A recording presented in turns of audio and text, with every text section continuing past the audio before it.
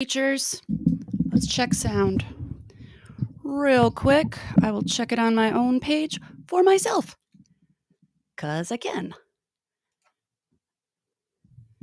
Real quick, I will check it on my own page. I do have sound. Okie dokie. So I can close that window. Let's pull up some music. I love the way my wings flap on my head. This is like my very best get up, even though the wings keep going crooked. I don't care. It's fun. Why not? That'll do. We have a lovely drink.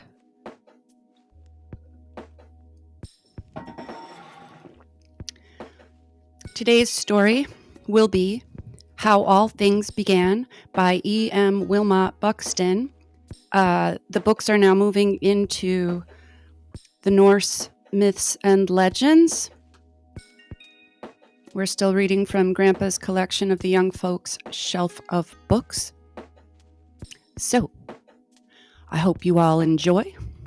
Let's see if I can get my book easel just a bit closer there. That'll do.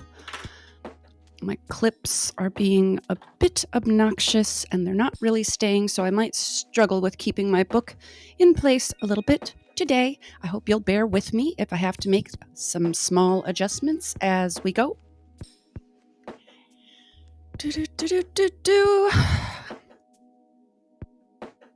So, without further ado, let's just begin. How all things began. Once upon a time, before ever this world was made, there was neither earth, nor sea, nor air, nor light, but only a great yawning gulf full of twilight, where these things should be. To the north,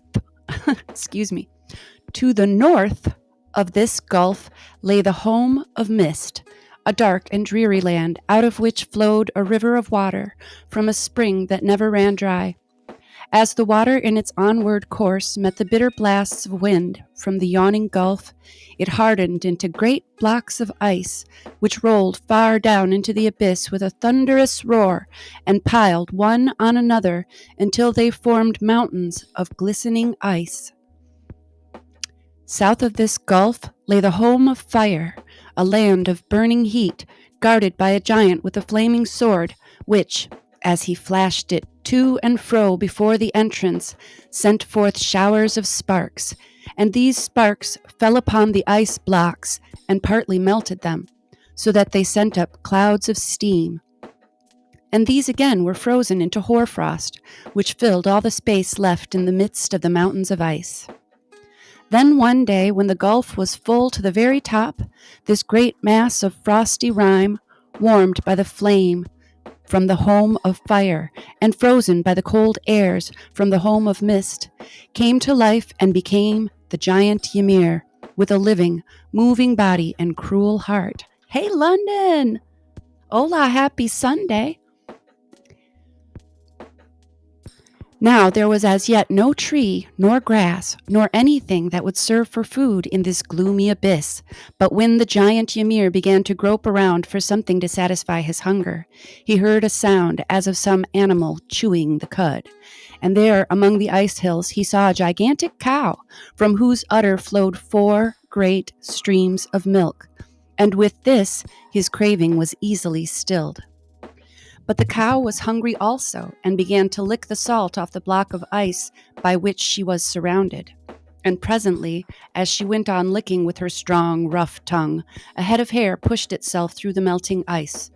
Still the cow went on licking, until she had at last melted all the icy covering, and there stood fully revealed the frame of a mighty man.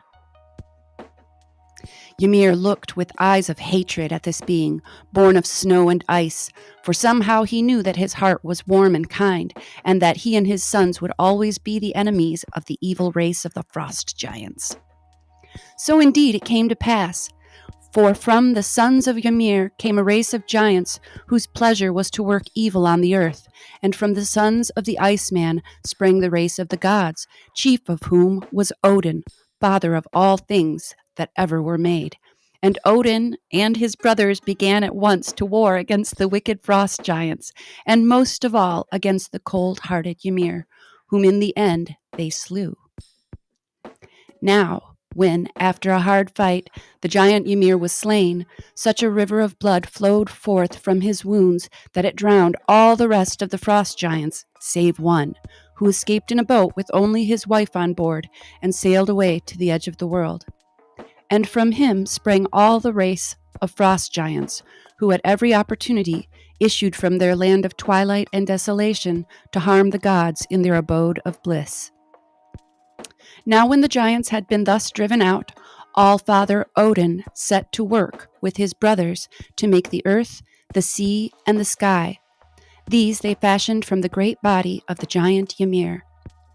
Out of his flesh they formed Midgard, the earth, which lay in the center of the gulf, and all around it they planted his eyebrows to make a high fence which should defend it from the race of giants. With his bones they made the lofty hills, with his teeth the cliffs, and his thick curly hair took root and became trees, bushes, and the green grass. With his blood they made the ocean, and his great skull, poised aloft, became the arching sky. Just below this they scattered his brains, and made of them the heavy gray clouds that lie between earth and heaven. The sky itself was held in place by 4 strong dwarves who support it on their broad shoulders as they stand east and west and south and north. The next thing was to give light to the new-made world. So the gods caught sparks from the home of fire and set them in the sky for stars. And they took the living flame and made of it the sun and moon, which they placed in chariots of gold and harnessed to them beautiful horses with flowing manes of gold and silver. Before the horses of the sun, they placed a mighty shield to protect them from its hot rays. But the swift moon steeds needed no such protection from its gentle heat. And now all was ready, save that there was no one to drive the horses of the sun and moon. This task was given to Mani and Sol, the beautiful son and daughter of a giant. And these fair charioteers drive their fleet steeds along the paths marked out by the gods, and not only give light to the earth, but mark out months and days for the sons of men. Yeah, I think you're right there, London. Then All-Father Odin called forth Night, the gloomy daughter of the cold-hearted giant folk, and set her to drive the dark chariot drawn by the black horse Frostymane, from whose long wavy hair the drops of dew and hoarfrost fall upon the earth below. After her drove her radiant son, Day, with his white steed, Shining Mane, from whom the bright beams of daylight shine forth to gladden the hearts of men. But the wicked giants were very angry when they saw all these good things, and they set in the sky 2 hungry wolves, that the fierce gray creatures might forever pursue the sun and moon, and devour them, and so bring all things to an end. Sometimes, indeed, or so say the men of the north, the gray wolves almost succeed in swallowing sun or moon, and then the earth children make such an uproar that the fierce beasts drop their prey in fear, and the sun and moon flee faster than before, still pursued by the hungry monsters. One day, so runs the tale, as Mani, the man in the moon, was hastening on his course, he gazed upon the earth and saw 2 beautiful little children, a boy and a girl, carrying between them a pail of water. They looked very tired and sleepy, and indeed they were, for a cruel giant made them fetch and carry water all night long when they should have been in bed. So Mani put out a long, long arm and snatched up the children and set them in the moon, pail and all, and there you can see them on any moonlight night for yourself. But that happened a long time after the beginning of things, for as yet there was no man or woman or child upon the earth. And now that this pleasant Midgard was made, the gods determined to satisfy their desire for an abode where they might rest and enjoy themselves in their hours of ease. They chose a suitable place far above the earth, on the other side of the great river which flowed from the home of mist, where the giants dwelt, and here they made for their abode Asgard, wherein they dwelt in peace and happiness, and from whence they could look down upon the sons of men. From Asgard and Midgard they built a beautiful bridge of many colors, to which men gave the name of Rainbow Bridge, and up and down which the gods could pass on their journeys to the earth. Here in Asgard stood the mighty forge, where the gods fashioned their weapons, wherewith they fought the giants, and the tools wherewith they built their palaces of gold and silver. Meantime, no human creature lived upon the earth, and the giants dared not cross its borders for fear of the gods. But one of them, clad in eagle's plumes, always sat at the north side of Midgard, and whenever he raised his arms and let them fall again, an icy blast rushed forth from the mist home and nipped all the pleasant things of earth with its cruel breath. In due time the earth was no longer without life, for the ground brought forth thousands of tiny creatures, which crawled about and showed signs of great intelligence. And when the gods examined these little people closely, they found that they were of two kinds. Some were ugly, misshapen, and cunning-faced, with great heads, small bodies, long arms and feet. These they called trolls, or dwarves, or gnomes, and sent them to live underground, threatening to turn them into stone should they appear in the daytime. And this is why the trolls spend all their time in the hidden parts of the earth, digging for gold and silver and precious stones, and hiding their spoil away in secret holes and corners. Sometimes they blow their tiny fires and set to work to make all kinds of wonderful things from this buried treasure. And that is what they are doing when, if one listens very hard on the mountains and hills of the Northland, a sound of tap, tap, tapping is heard far underneath the ground. The other small earth creatures were very fair and light and slender, kindly of heart and full of goodwill. These the gods called fairies, or elves, and gave to them a charming place called Elfland in which to dwell. Elfland lies between Asgard and Midgard, and since all fairies have wings, they can easily flit down to the earth to play with the butterflies, teach the young birds to sing, water the flowers, or dance in the moonlight round a fairy ring. Last of all, the gods made a man and woman to dwell in fair Midgard, and this is the manner of their creation. All-Father Odin was walking with his brothers in Midgard where, by the seashore, they found growing 2 trees, an ash and an elm.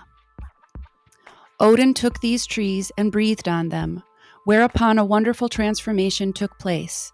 Where the trees had stood, there were a living man and woman, but they were stupid, pale, and speechless, until Honir, the god of light, touched their foreheads and gave them sense and wisdom, and Loki, the fire god, smoothed their faces, giving them bright color and warm blood, and the power to speak and see and hear. It only remained that they should be named, and they were called Ask and Embla, the names of the trees from which they had been formed. From these 2 people sprang all the race of men which lives upon the earth, and now All-Father Odin completed his work by planting the Tree of Life. This immense tree had its roots in Asgard and Midgard and the Mistland, and it grew to such a marvelous height that the highest bough, the bough of peace, hung over the hall of Odin and the heights of Asgard, and the other branches overshadowed both Midgard and the Mistland. On the top of the peace bough was perched a mighty eagle, and ever a falcon sat between his eyes and kept watch on all that happened in the world below, that he might tell to Odin what he saw. Heidrun, the goat of Odin, who supplied the heavenly mead, browsed on the leaves of this wonderful tree, and from them fed also the 4 mighty stags, from whose horns honeydew dropped onto the earth beneath, and supplied water for all the rivers of Midgard. The leaves of the tree of life were evergreen and fair, despite the dragon which, aided by countless serpents, gnawed perpetually at its roots in order that they might kill the tree of life and thus bring about the destruction of the gods. Up and down the branches of the tree scampered the squirrel, Ratatosk, a malicious little creature whose one amusement it was to make mischief by repeating to the eagle the rude remarks of the dragon, and to the dragon those of the eagle, in the hope that one day he might see them in actual conflict. Near the roots of the tree of life is a sacred well of sweet water, from which the 3 weird sisters, who know all that shall come to pass, sprinkle the tree and keep it fresh and green. And the water, as it trickles down from the leaves, falls as drops of honey on the earth, and the bees take it for their food. Close to this sacred well is the council hall of the gods, to which every morning they rode over the rainbow bridge to hold converse together. And this is the end of the tale of how all things began. That only took 15 minutes. So, how about we continue into how All-Father Odin became wise, also recorded by E.M. Wilmont-Buxton. Carrying swiftly onward.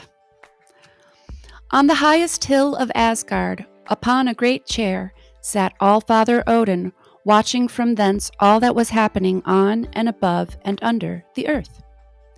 The father of Asses and the men had long gray locks and thick curling beard, and he wore a great blue coat, flecked with gray like unto the sky when the fleecy clouds scud across it.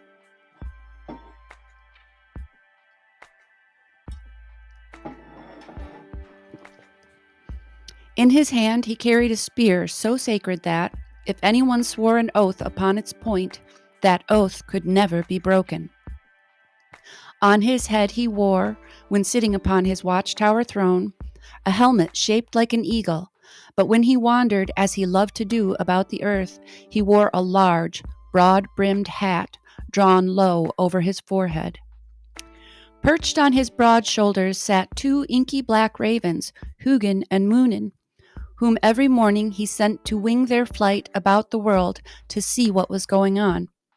Every evening, when they returned, they whispered all that they had seen and heard in his ears. At Odin's feet crouched 2 great wolves, whom he fed from the meat set before him, for he himself cared not to eat flesh food, and preferred rather to drink the sacred mead provided by the goat who fed upon the leaves of the tree of life. Sometimes Odin left his watchtower throne for the great council hall, where the 12 Asses sat and took counsel together, but his favorite seat of all was in his own place of Valhalla, or the Hall of the Chosen Slain. This place stood in the midst of a wonderful grove of trees, whose leaves were all of red gold, rustling and shimmering in the breeze. 45 doors opened into it, each wide enough to allow 800 warriors to enter abreast, and over the chief entrance was a boar's head and a great eagle, whose keen gaze looked forth over all the world. The walls of the palace were built of spears of polished steel so bright that they lighted the whole building, and the roof was made of golden shields. And wondrous gleamed Valhalla on the heights, her walls shone bright as rows of glittering spears, the roof resplendent like great golden shields, hundreds of open gates and welcoming doors, for myriad warriors from the fields of earth, the chosen heroes of the future years, to be great Odin's mighty bodyguard against the awful prophecies of doom. From end to end of the great hall stood tables and benches, loaded with armor, ready prepared for the fortunate guests, and this was the manner of their selection. Whenever a great battle was about to be fought on the earth, Odin sent forth the 9 Valkyries, or battle maidens, his especial attendants, to watch the progress of the fight and to choose from the fallen warriors half of their number. These the battle maidens carried on their swift steeds over the rainbow bridge into the great hall of Valhalla, where they were welcomed by the sons of Odin and taken to the Allfather's throne to receive his greeting. But if one had shown himself especially heroic in the fight, Odin would descend from his throne and advance to the door to bid him welcome. And now, seated at the long tables loaded with great beakers of mead and dishes of boar flesh, the warriors feasted merrily, tended by the fair battle maidens. The blazing roof resounds, the genial uproar of those shades who fall in desperate fight or by some brave attempt. When they had eaten all they could, the warriors would call for their weapons, ride out into the great courtyard, and there wage desperate fights in the course of which many a man would be sorely wounded. But this mattered little, for at the sound of the dinner horn, all wounds were healed. And all day long they there are hacked and hewn, mid dust and groans, and limbs lopped off, and blood, but all at night return to Odin's hall, woundless and fresh. Such lot is theirs in heaven.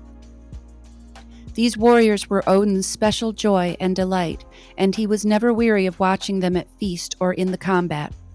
Sometimes, indeed, when some battle on earth was impending, he would appear riding upon his 8-footed gray horse, and with white shield on arm would fling his glittering spear into the ranks of the warriors as signal for the fight to begin, and would rush into the fray with his war cry, "Odin has you all." Now, though all this shows very clearly that Allfather Odin was a warlike Asa and delighted in battles, there was another side to his character, for beyond all the other Asas, he cared for wisdom. Very early in the morn of time, Allfather Odin discovered that beneath the roots of the tree of life, just where sky and ocean met, there was a marvelous spring of water, the fountain of all wit and wisdom.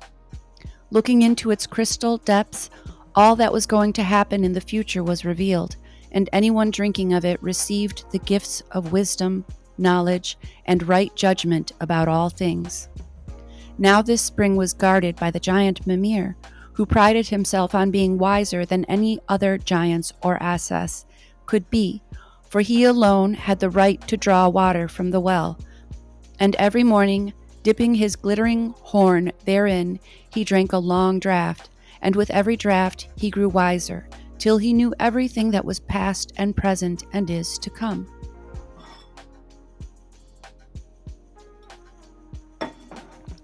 Hello, Bex! Happy Sunday!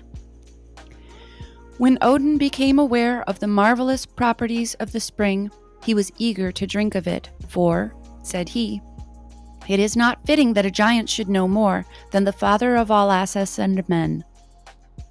So early one morn he entered a dark grove of trees, where amidst great arching roots fantastically intertwined bubbled the spring, and keeping watch beside it sat Mimir, his long gray beard sweeping over his knees, and his great piercing eyes shining with fierce light as the newcomer approached. "What do you want here?" he demanded, in a voice that sounded like the muttering of thunder before a storm. "I want a drink of yon water from your glittering horn, good Mimir," said Odin. But giant Mimir sunk his great head upon his chest, and looking from under his shaggy eyebrows, growled again, "Begone, I tell you, I give no man drink from my well." Then Odin drew himself up to his full height, and in a voice that was more thunderous than that of the giant himself, cried, "No man am I, O Mimir, but Odin, father of Asas and men. Refuse not to me the gift of wisdom, for though I can see all things that happen in heaven and earth, I cannot see what lies beneath the deep, nor can I see what shall happen in the future. Give me, therefore, the draught of wisdom, and I will pay you whatsoever you demand." But Mimir still refused. We giants are of elder race than ye Asas be, he said, and all the wisdom in the world is in our hands. If I give you to drink of this water, you will become wise even as we are, and an enemy more dangerous than ever. Nevertheless, replied Odin firmly, you must give me the water, and I will pay you whatsoever you may ask. Then Mimir, feeling sure that such a payment would be refused, said, I will give you the magic draught in return for one of your eyes. But to his amazement, for the god was very proud of his keen vision, Odin at once plucked forth an eye and handed it to him, saying, No price is too high to pay for wisdom. So Mimir was obliged to hand him the horn filled with precious water, and Odin drank a full draught, caring not at all that henceforth he was to have but one eye, for he knew that he had gained the precious gift of wisdom beyond any in the world save Mimir himself.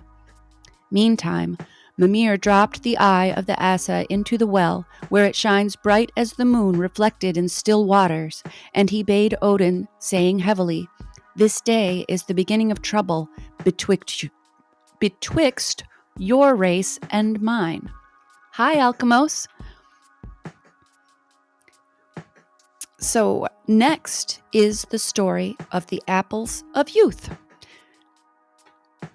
also recorded by E.M. Wilmont-Buxton.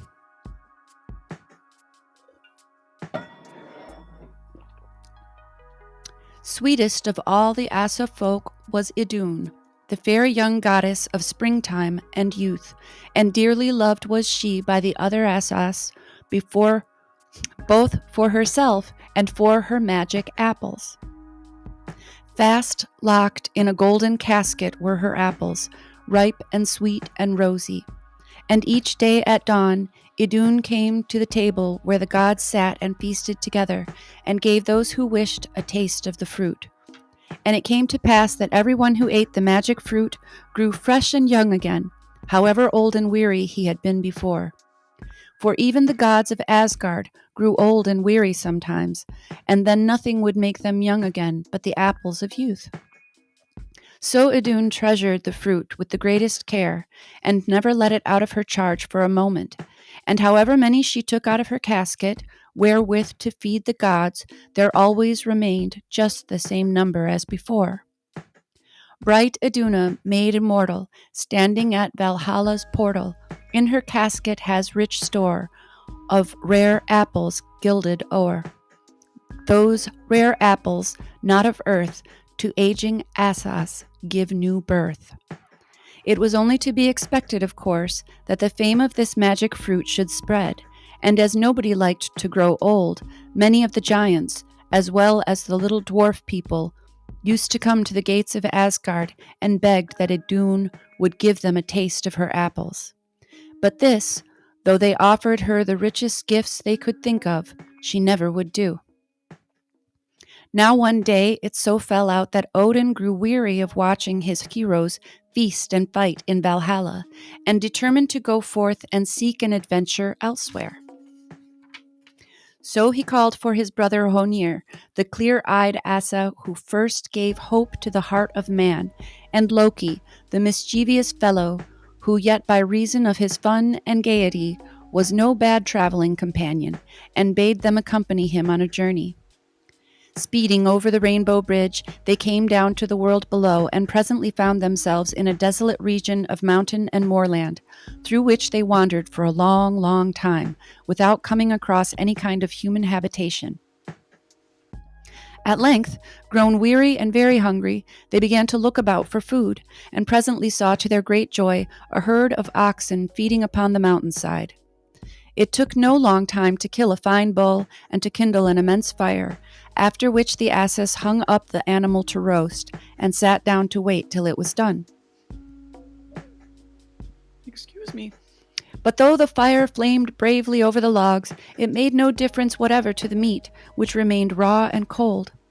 Heaping on fresh fuel, the three Asas put the carcass still nearer the flame and waited hungrily. All in vain, the meat remained uneatable. Looking at each other in dismay, the Asas exclaimed, "There is some magic spell at work here." and at that very moment they heard the loud croak of a bird in the tree above them. Hastily searching the branches, the Asas soon found an immense eagle perched there, and looking down upon them with an evil expression. "Ho!" cried Odin. "Is it you who has bewitched our food?" The eagle nodded and croaked maliciously again. "Then come at once and remove the spell," cried the famished Honir. "If I do so, will you give me as much as I want to eat?" asked the eagle. At this, Odin hesitated, for he feared a trick, but Loki's mouth was watering, and he called out, "Yes, yes, anything you like if you will only let the meat be cooked." Then the great bird swooped down and began to fan the flame with his huge wings, and behold, in a very few moments the gravy began to run. A delicious smell of roast beef filled the air, and there was the meat done in a turn. Just as the three Asas were putting out hungry hands to seize their portions, however, the eagle, which had been hovering overhead, swooped down and seized more than 3/4 of the animal, leaving barely enough for one of the famished gods. This was too much for Loki. With a roar of rage like that of an angry lion, he seized a great stake that stood near and struck with all his might at the greedy bird. The eagle shook himself after the blow, but instead of dropping his booty, he rose slowly into the air, and then, to Loki's dismay, he found that one end of the pole had struck fast to the body of the bird, the other to his own hands. Try as he would, he could not let go, and so found himself being dragged along over stones and bushes and briars, while his arms were almost torn out of their sockets. In vain he begged and implored the eagle to let him go. It took no notice of him whatsoever, but flew on and on just a little way above the earth, until at length Loki, feeling he could endure no longer, promised him anything he asked if he would only release him. Then at last the eagle spoke, telling him that he would set him free on one condition only, and that was that he should manage by some trick to tempt Idun out of Asgard, in order that he could obtain possession of her and of the magic fruit. He told Loki, moreover, that he was the storm giant Thiassi in disguise, and bade him beware of the consequences if he broke his solemn promise to one of giant race. By this time Loki was ready to promise anything to save his life, and so at length he found himself free.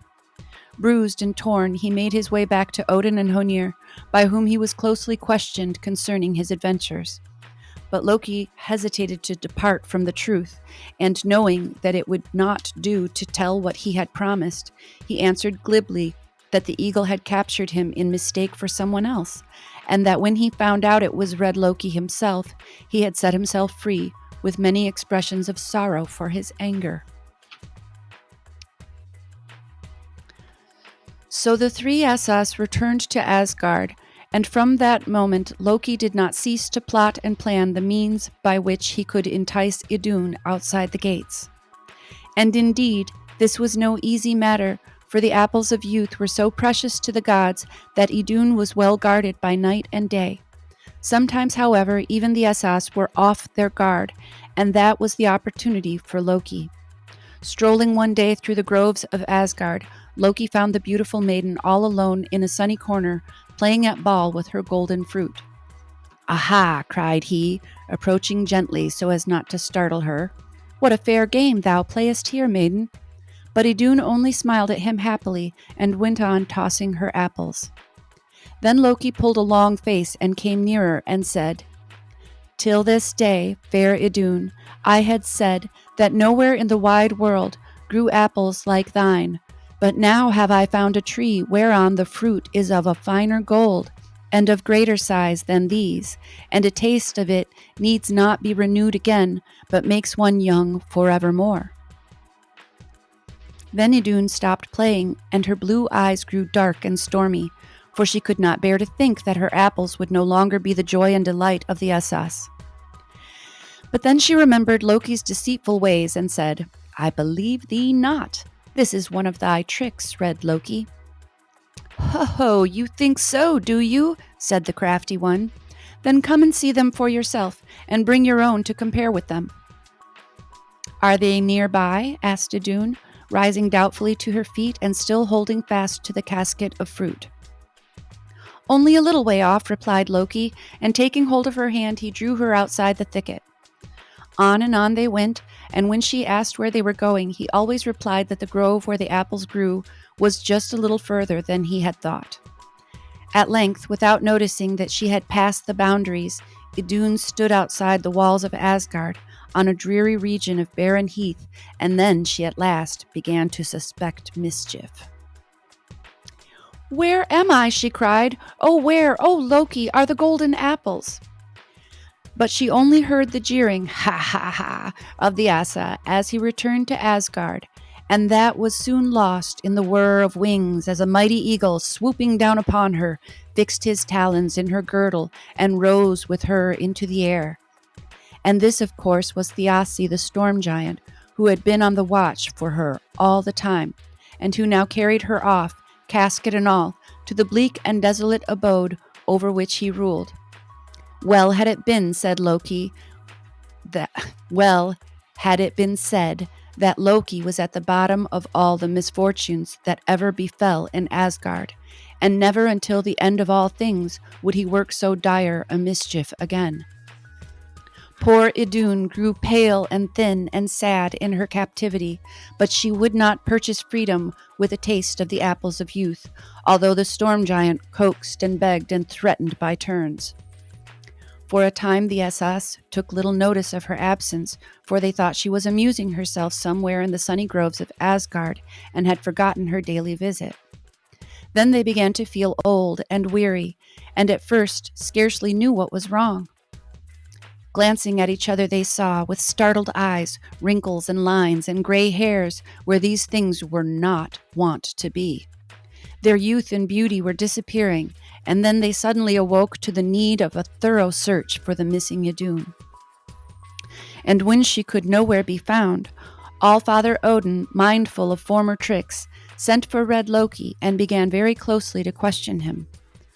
Others had seen Idun in his company on that eventful day when she had been carried away, and so, finding it impossible to keep the matter hidden, Loki confessed with a mocking laugh that he had betrayed her into the power of the storm giant. Then all the Asas rose in hot wrath and threatened Loki with death or torture if he did not at once restore the beautiful goddess of youth with her magic fruit. And at length, being fairly frightened, he undertook to bring her back if Freya would lend him her falcon plumes, that he might disguise himself as a bird. Thus equipped, Loki flew off to Giantland and arrived, fortunately for him, just as Thiassi had gone out a-fishing. High up at the window of a great stone castle, fair Idun looked with tearful eyes upon the stormy sea, and as she thought of the sunny groves of Asgard, suddenly the plumage of a great falcon almost brushed against her face. Drawing back in alarm, she saw the cunning red eyes of Loki looking at her from the bird's head. "See how kind am I," he jeered. "I am come to take thee back to Asgard." Then Idun almost wept for joy, till she remembered that she was a prisoner, and so cried pitifully, "I cannot win forth from this cold stone tower, O Loki, and even if I could, thou canst never carry me and my casket back to Asgard. And lo, I cannot outrun the wicked storm giant, and though the fruit be heavy, I will not leave it behind." Then Loki soothed her, and by his magic arts he changed her into a nut, which he took up in one talon, while the casket he carried with the other, and so set off to fly back to Asgard. Now Thiassi, the storm giant, was ill at ease that day, for he felt the pangs and pains of old age upon him as he went a-fishing. So he determined to return earlier than usual in order to try once more to get the magic fruit from Idun. Judge then of his dismay when he found his prisoner flown.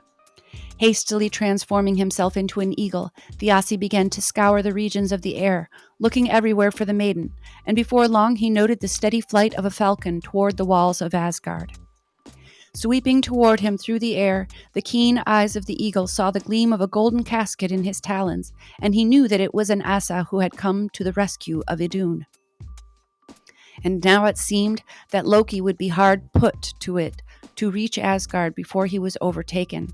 for the eagle swept through the air with his great wings much faster than the falcon could fly, and the Asas, who were assembled on the battlements of the city to watch the race, trembled for its issue.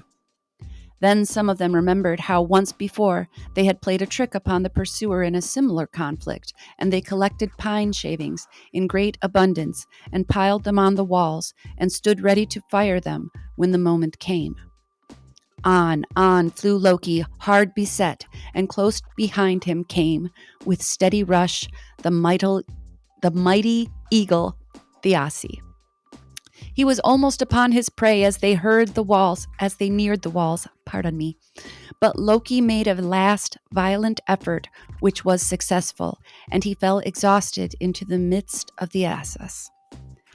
At the same moment, the pile of fuel was lighted, and Thiassi, blinded with smoke and singed with flame, dropped over the battlements and thus fell an easy prey to his waiting enemies. In admiration of his good race, however, the Asas placed his eyes as stars in the heavens, and there they shine to this day.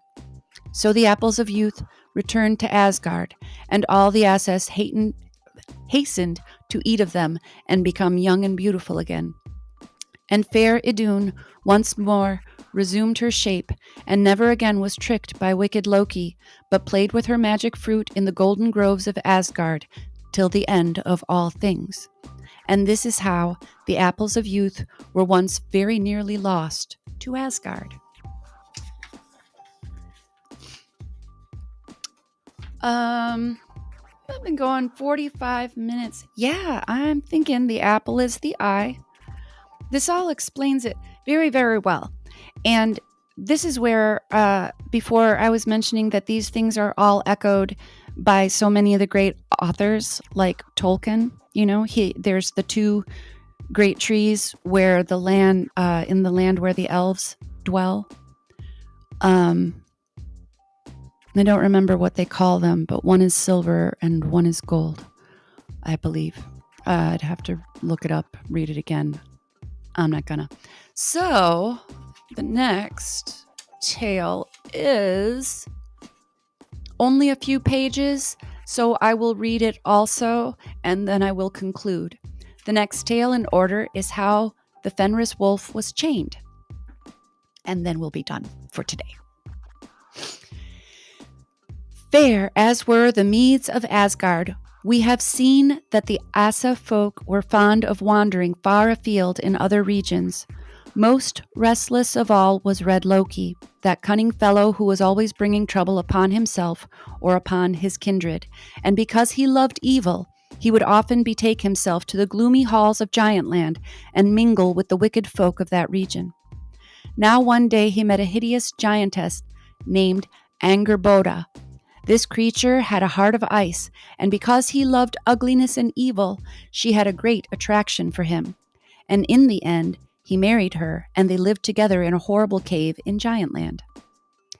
3 children were born to Loki and Angerboda in this dread abode, and they were even more terrible in appearance than their mother. The first was an immense wolf called Fenris, with a huge mouth filled with long white teeth, which he was constantly gnashing together. The second was a wicked-looking serpent with a fiery red tongue lolling from its mouth. The third was a hideous giantess, partly blue and partly flesh color, whose name was Hela. No sooner were these 3 terrible children born than all the wise men of the earth began to foretell the misery they would bring upon the Asa folk.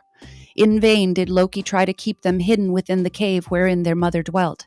They soon grew so immense in size that no dwelling would contain them, and all the world began to talk of their frightful appearance. It was not long before All-Father Odin, from his high seat in Asgard, heard of the children of Loki. He said to the Asas, "Much evil will come upon us, O my children, from this giant brood, if we defend not ourselves against them. For their mother will teach them wickedness, and still more quickly will they learn the cunning wiles of their father. Fetch me them here, therefore, that I may deal with them forthwith." So after somewhat of a struggle, the Asgardians captured the 3 giant children and brought them before Odin's judgment seat. Then Odin looked first at Hela, and when he saw her gloomy eyes full of misery and despair, he was sorry, and dealt kindly with her, saying, "Thou art the bringer of pain to man, and Asgard is no place for such as thou. But I will make thee ruler of the Mist home, and there shalt thou rule over that unlighted world, the region of the dead." Whoops. Forthwith he sent her away over rough roads to the cold, dark region of the north called the Mist home, and there did Hela rule over a grim crew, for all those who had done wickedness in the world above were imprisoned by her in those gloomy regions. To her came also all those who had died not on the battlefield, but of old age or disease. And though these were treated kindly enough, theirs was a joyless life in comparison with that of the dead warriors who were feasting and fighting in the halls of Valhalla under the kindly rule of Allfather Odin. Having thus disposed of Hela, Odin next turned his attention to the serpent, and when he saw his evil tongue and cunning wicked eyes, he said, "Thou art he who bringest sin into the world of men. Therefore the ocean shall be thy home forever." Then he threw that horrid serpent into the deep sea which surrounds all lands, and there the creature grew so fast that when he stretched himself one day, he encircled all the earth and held his own tail fast in his mouth. And sometimes he grew angry to think that he, the son of a god, had thus been cast out, and at those times he would writhe and his huge body and lash his tail till the sea spouted up to the sky. And when that happened, the men of the north said that a great tempest was raging, but it was only the serpent son of Loki, writhing in his wrath. Then Odin turned to the third child, and behold, the Fenris wolf was so appalling to look upon that Odin feared to cast him forth, and he decided to endeavor to tame him by kindness, so that he should not wish them ill. But when he bade them carry food to the Fenris wolf, not one of the Asgardians would do so, for they feared a snap from his great jaws. Only the brave Tyr had courage enough to feed him, and the wolf ate so much and so fast that the business took him all his time. Meantime, too, the Fenris grew so rapidly and became so fierce that the gods were compelled to take counsel and consider how they should get rid of him. They remembered that it would make their peaceful halls unholy if they were to slay him, and so they resolved instead to bind him fast so that he should be unable to do them harm. So those of Asgard folk who were clever smiths set to work and made a very strong, thick chain, and when it was finished, they carried it out to the yard where the wolf dwelt, and said to him as though in jest, "Here is a fine proof of thy boasted strength, O Fenris. Let us bind this chain about thee, that we may see if thou canst break it asunder." Then the wolf gave a great grin with his wide jaws, and came and stood still that they might bind the chain about him, for he knew what he could do. And it came to pass that directly they had fastened the chain, and had slipped aside from him, the great beast gave himself a shake, and the chain fell about him in little bits. At this the Asgardians were much annoyed, and they tried not to show it, and praised him for his strength. Then they set to work again upon a chain much stronger than the last, and brought it to the Fenris wolf, saying, "Great will be thy renown, O Fenris, if thou can break this chain as thou didst the last." But the wolf looked at them askance, for the chain they brought was very much thicker than the one he had already broken. He reflected, however, that he himself had grown stronger and bigger, and moreover, that one must risk something in order to win renown. So he let them put the chain upon him, and when the Asgardians saw that all was ready, he gave a good shake and stretched himself a few times, and again the fetters lay in fragments on the ground. Then the gods began to fear that they would never hold the wolf in bonds, and it was Allfather Odin who persuaded them to make one more attempt.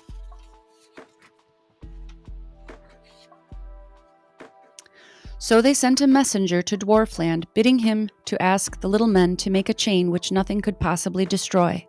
Setting at once to work, the clever little smith soon fashioned a slender silken rope and gave it to the messenger, saying that no strength could break it, and that the more it was strained, the stronger it would become. It was made of the most mysterious things: the sound of a cat's footsteps, the roots of a mountain, the sinews of a bear, the breath of fishes, and other such strange materials which only the dwarves knew how to use. With this chain, the messenger hastened back over the Rainbow Bridge to Asgard. By this time, the Fenris wolf had grown too big for his yard, so he lived on a rocky island in the middle of the lake that lies in the midst of Asgard. And here the Asgardians now betook themselves with their chain and began to play their part with wily words. "See," they cried, "O Fenris, here is a cord so soft and thin that none would think of it binding such strength as thine." And they laughed great laughs, and handed it to one another, and tried its strength by pulling at it with all their might, but it did not break. Then they came nearer and used more wiles, saying, "We cannot break the cord, for 'tis stronger than it looks, but thou, O mighty one, wilt be able to snap it in a moment." But the wolf tossed his head in scorn and said, "Small renown would there be to me, O Asgard folk, if I were to break yon slender string. Save therefore your breath, and leave me now alone." "Aha!" cried the Asgardians, "thou fearest the might of the silken cord, thou false one, and that is why thou wilt not let us bind thee."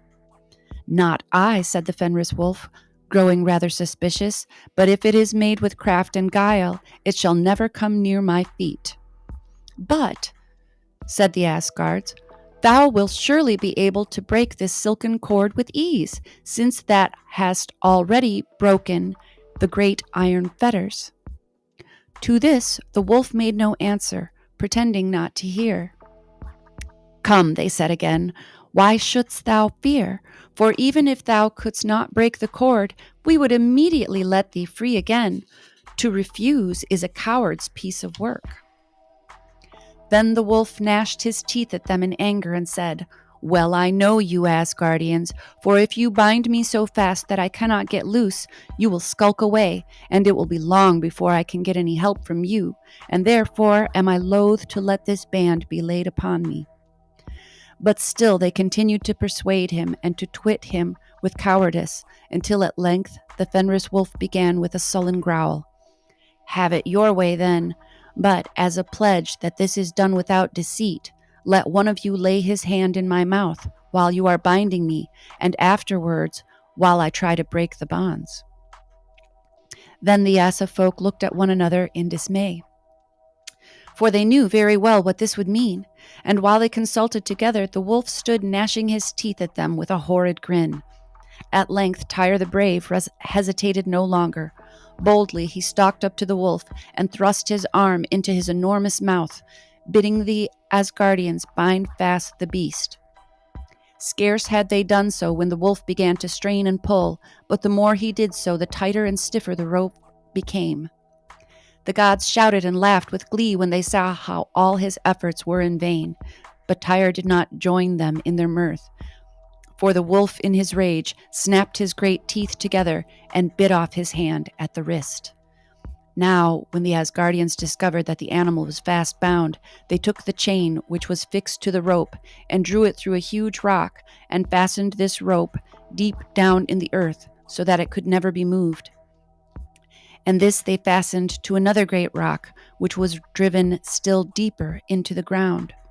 When the Fenris wolf found that he had been thus secured, he opened his mouth terribly wide and twisted himself right and left and tried his best to bite them. He uttered, moreover, such terrible howls that at length the gods could bear it no longer, so they took a sword and thrust it into his mouth so that the hilt rested on his lower and the point against his upper jaw.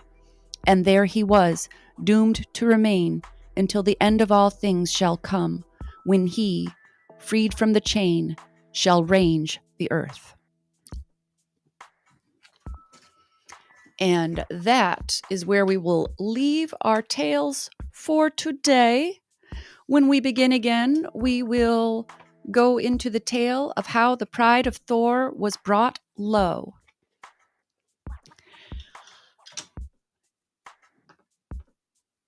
You're welcome, Alchemos. Thank you for joining us. Let's see who all I had today. Alchemos 83, London McLovin. No, I saw Abraxas Bex up in there. Where'd she go? Yes, there she was, Miss Bex. Yeah, I think we all needed to rehear these tales again, and hearing them from different authors, I think, is sometimes useful because we know that the author's hand often changes the telling of the tale. So I apologize for any mispronunciations I may have made. I will say again that I am an American and poorly educated, except the bit that I do by myself. So I hope you all enjoyed this little midday storytime break with me. I'm sure that I will run into you later today at some point, although I'm going to be still going through the Barbie movie. It is so chock full of symbolism. I can't even believe it. And I want to make reference to Battlestar Galactica and some other things, so I'm going to have to hook up my DVD player and snap pictures with my phone off of the TV in order to do that. So it might be days before I get into the next part of Barbie. But I'm tempted to go and do just what I have now before the excitement of it is gone from my head, because that happens all the time. Pretty often, actually. I miss, like it'll be brilliant in the moment, and if I don't get it out, I'll forget. So, happy trails. Hope y'all have a wonderful day. Much love, and I will see you very soon. Thanks again for stopping by. Till later, my dear ones.